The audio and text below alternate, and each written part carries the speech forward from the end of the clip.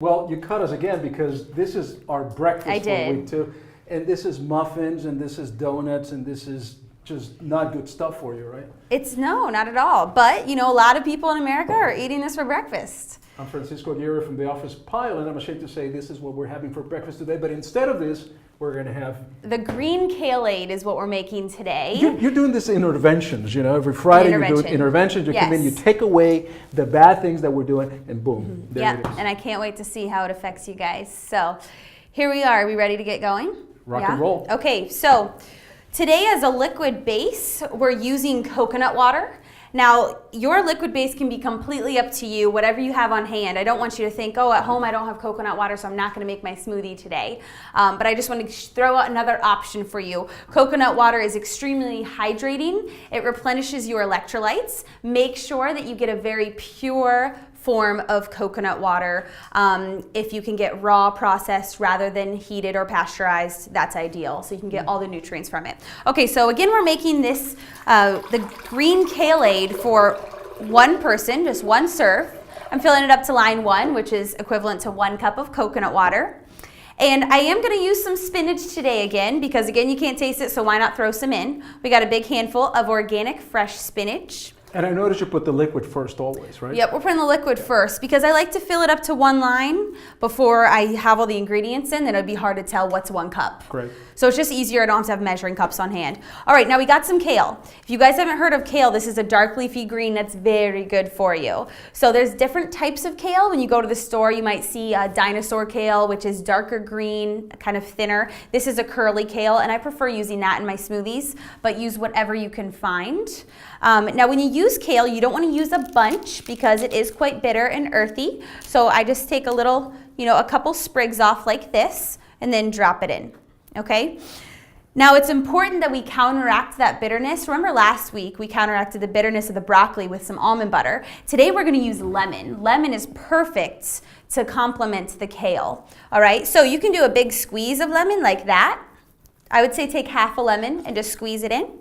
Or you could even just take a thin slice of lemon, leave the rind on, and drop it in. That's another option. Whatever works best for you. We're using some frozen bananas here today. Again, just half a frozen banana. We got some mango as well. So this is some organic mango frozen. Again, I go to frozen fruit. It's easier to keep. It's still just as good for you, and it's going to last longer. You don't have to keep all these fresh ingredients. That was my question, because I always try to use the fresh fruit, and it winds up going bad.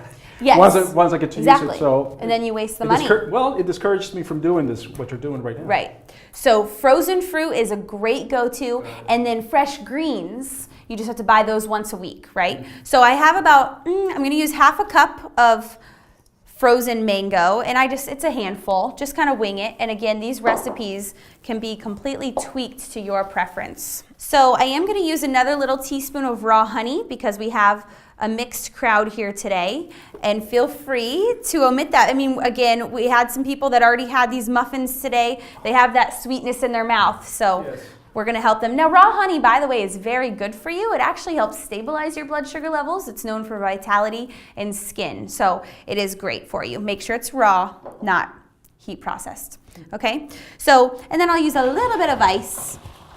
And again, where do you find all these ingredients? They're easy to find. They're easy to find. I don't have to travel to all these weird shops and everything else to find these ingredients. We're here in Phoenix, Arizona, so we're lucky. We have a bunch of things at our fingertips here. Nearby, I got these ingredients at Trader Joe's and Sprouts. You can go to Whole Foods, but really, if you go to Safeway or Fry's, you can find frozen fruit, fresh greens, ice, and some coconut water or almond milk. You can find these ingredients. It's easy. All right, and that's it. We're just gonna turn that machine on for our green Kale-Aid.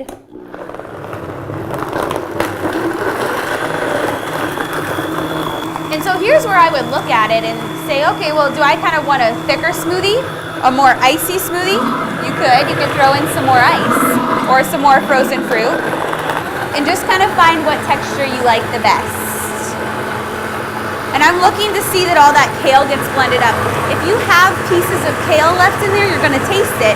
So you want a really good high-power blender to work through those greens so that you can't taste them anymore.